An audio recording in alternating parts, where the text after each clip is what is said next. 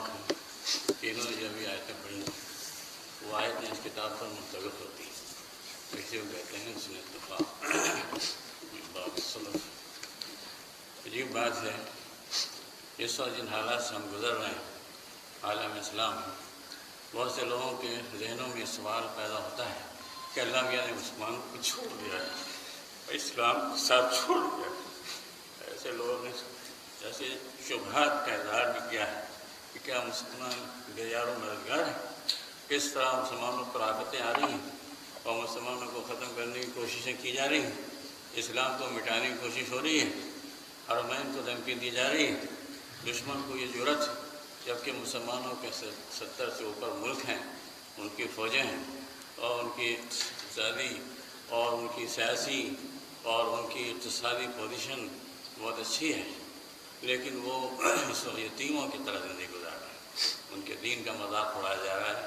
رسول اللہ صلی اللہ علیہ وسلم کی شان میں گستاخی کی جا رہی ہے، قرآن کو جلایا جا رہا ہے۔ تو یہ احساس ہوتا ہے، ایک عام انسان کے ذہن میں احساس ہو سکتا ہے کہ مسلمانوں کو یار و مددگار نہیں۔ تو یہ جو ابھی انہوں نے آیتیں پڑھی، ان آیتوں میں پوری تصویر سامنے آ گئی کہ رسول اللہ صلی اللہ علیہ وسلم پر یہ آیتیں نازل ہوئی تو اس میں اسی کا اظہار کیا گیا ہے کہ اللہ تعالیٰ نے تم کو چھوڑا نہیں، تمہارے رب نے تم کو چھوڑا نہیں، اور اس کے بعد یہ کہ تم کیسے کن کن حالات سے گزرے ہو، وجہ کا عائلن فآنا اور ظالم فہدا، ان حالات سے تم گزرے ہو۔ کہ صورتحال اسلام کی ہے کہ اسلام کی تاریخ اگر آپ پڑھیں تو آپ کو یہ معلوم ہوگا کہ اس وقت جو حالات ہیں ان سے زیادہ برے حالات سے مسلمان گزر چکے ہیں، اور کئی بار یہ احساس ہوا اس وقت کے لوگوں کو کہ اب اسلام کا کوئی مستقبل نہیں ہے، لیکن ان سارے حالات کے باوجود اسلام پھر زیادہ قوت کے ساتھ ابھرا اور روشن ہوا، بالکل جس طرح سورج غروب ہوتا ہے اور پھر طلوع ہوتا ہے۔ غروب ہونے کے بعد اگر یہ احساس ہو کہ سورج غروب ہو گیا، دنیا میں ظلمت چھا گئی، تو یہ احساس تجربے کے خلاف ہے، پھر سورج اسی آفتاب کے ساتھ نکلتا ہے اور روشنی پھیلتی ہے۔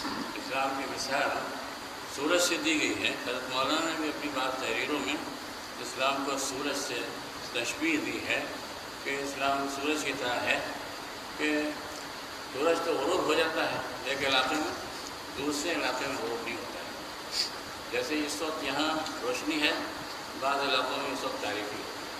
جیسے امریکہ ہے، ہندوستان امریکہ کے درمیان صحیح فرق ہے، یہاں دن ہوتا ہے تو وہاں رات ہوتی ہے، تو اس کے بعد وہاں سورج نکلا ہوتا ہے، یہاں سورج غروب ہو جاتا ہے۔ اسلام کی تاریخ اسی طرح کی ہے کہ ایک جگہ غروب ہوا، دوسری جگہ طلوع ہو گیا۔ یہ بات مولانا نے مسلموں کے دن میں لکھی ہے کہ جب بغداد میں تباہی آئی اور مسلمان وہاں اسلام و مسلمان تقریباً ختم کر دیے گئے، دجلہ اور فرات کا پانی سوکھ ہو گیا اور روشنائی سے سیاہ ہو گیا اور قتل عام ہوا مسلمانوں کا، تاتاریوں کو قبضہ ہو گیا، تو اس کے فوراً بعد اسلام ہندوستان میں داخل ہوا، سورج اسلام کا اسلام ہندوستان میں طلوع ہوا۔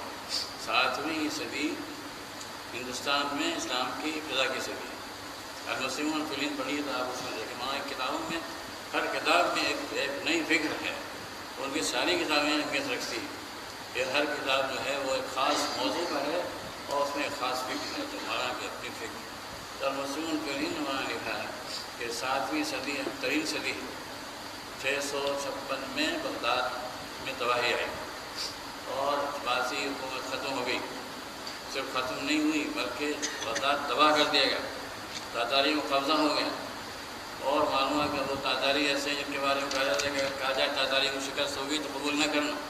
تاتاری آدمی کو لٹا جاتے تھے اور جا کے چھری لا کے ذبح کرتے تھے، اس آدمی میں ضرورت نہیں ہوتی تھی کہ اٹھ کے بھاگے، روب ان کا اتنا تاریخ تھا۔ ان کے ساتھ عیسائی بھی ہو گئے تھے، ان کے ساتھ مسلمانوں کے دشمن بھی ہو گئے تھے بہت سے، اور تاتاریوں کو قبضہ ہو گیا تھا، جس کا کوئی تصور نہیں تھا کہ تاتاری کبھی شکست کھائیں گے۔ ایک تو پھر تاتاریوں کو شکست ہوئی، ملک ظاہر بیبرس نے ان کو شکست دی اور صلیبیوں کے حملے ہوئے، مصر اور شام پر کئی بار حملے ہوئے، معلوم ان کا قبضہ ہو جائے گا، کہ ان کے مقابلے لوگوں نے مقابلہ کیا اور وہ ان کا قبضہ عارضی تھا، اور لیکن بغداد اس وقت بھی مسلمانوں کے پاس، اور وہ سارے بڑے شہر جن پر حملے ہوئے سب مسلمانوں کے پاس ہیں، مسلم اکثریت کے وہ علاقے ہیں اب بھی۔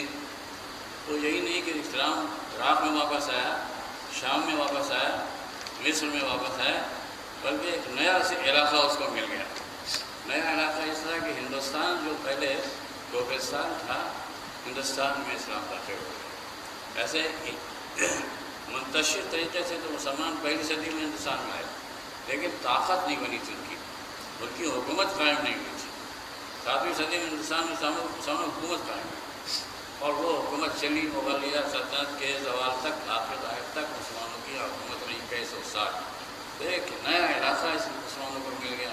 کیونکہ ہاں صرف یہی نہیں کہ سیاسی اقتدار مسلمانوں کو حاصل ہوا، بلکہ علماء پیدا ہوئے، صلحاء پیدا ہوئے، دعاء پیدا ہوئے، اور محققین پیدا ہوئے، اور بعض علوم میں یہاں کے علماء کو امتیاز حاصل ہوا کہ عربوں کو ان پر ہوتا تھا، رشک ہوتا تھا۔ جیسے علم حدیث ہے، فقہ ہے، اس میں ہمارے علماء وہ عربوں پر فوقیت حاصل ہوئی۔ تو ہر لحاظ سے، علمی لحاظ سے، سیاسی لحاظ سے، اقتصادی لحاظ سے، اس لحاظ سے کہ ہندوستان سے پھر مدد جا رہی تھی عرب ملکوں میں۔ ایک دور ایسا آیا کہ عربوں کی مدد ہندوستان سے کی جا رہی تھی، اور یہ ابھی پیٹرول نکلنے سے پہلے تک کی حالت تھی کہ ہندوستان کے جو نوابین تھے یا حکمران تھے یا جو سلاطین تھے، وہ وہاں کی جو فکر ہوتی تھی وہ یہاں سے امداد عرب جاتی تھی۔ حجاز اور نجد اور حجاج کی خدمت کے لیے انہوں نے بڑے انتظامات کیے تھے، ایسی رواتیں قائم کی تھیں اور وظائف مقرر کر دیے تھے۔ تو جس طرح اس وقت ہم عربوں سے فائدہ اٹھا رہے، ایسے ہی ہندوستان عربوں کی مدد کے لیے ہندوستان نے بہت بڑا اپنی تاریخ میں حصہ لیا۔ تو یہ ہندوستان ایک بہت بڑا قلعہ فتح ہوا۔ اسی طرح آپ دیکھیں کہ اندلس کا سقوط ہوا۔ اندلس کا سقوط بہت بڑا المیہ ہے، مسلمان وہاں ختم ہو گئے، لیکن اسی زمانے میں قسطنطنیہ فتح ہوا، جو اب بھی مسلمانوں کے پاس۔ قسطنطنیہ عیسائیوں کا ایک بہت ہی قابل فخر مرکز، آرتھوڈکس عیسائیوں کے لیے اس کی حیثیت وہ ہے جو ہمارے لیے قبلہ اولیٰ کی ہے۔ جو آرتھوڈکس عیسائی ہیں، وہ آرتھوڈکس عیسائی پورے مشرقی یورپ میں، پورا مشرقی یورپ آرتھوڈکس ہے۔ مغربی یورپ جو ہے وہ کیتھولک ہے، پروٹسٹنٹ۔ تو آرتھوڈکس کا جو سب سے بڑا کلیسا ہے وہ ہے صوفیہ، جو ابھی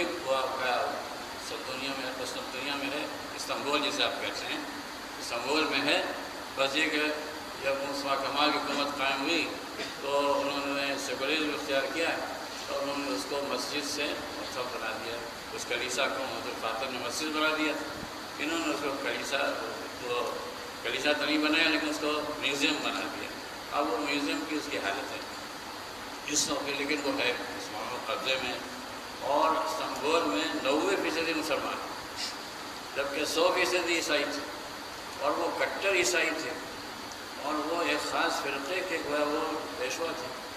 تو قسطنطنیہ فتح ہو گئی، اتنا بڑا علاقہ جو اب بھی وہ انقرہ ہے۔ انقرہ یورپ کا ایک علاقہ ہے، انقرہ ہے اور قسطنطنیہ ہے اور بورسا ہے۔ ترکی کے 3-4 بڑے شہر عیسائی اور یورپین علاقے ہیں جو مسلمانوں کے پاس ہیں، اور بھی اس وقت سے اب بھی، یعنی وہ بہت کئی سو سال پہلے فتح ہوئے اور وہ مسلمانوں کے پاس ان کو مل گئے۔ اس طرح بعض علاقے جن علاقے نکلے مسلمانوں کے ہاتھ سے، ان کی مساحت اور اہمیت اس کے مقابلے میں کم ہے جو نئے علاقے مسلمانوں کو مل گئے۔ تو یہ ادوار تاریخ میں آتے رہے، ایک کسی دور سے آدمی کو مایوس نہیں ہونا چاہیے۔ اس وقت جو صورتحال ہے وہ ایسی سنگین ہے کہ تظنون باللہ الظنون جو قرآن میں کہا گیا ہے، بہت سے لوگوں کے ذہنوں میں ظنون پیدا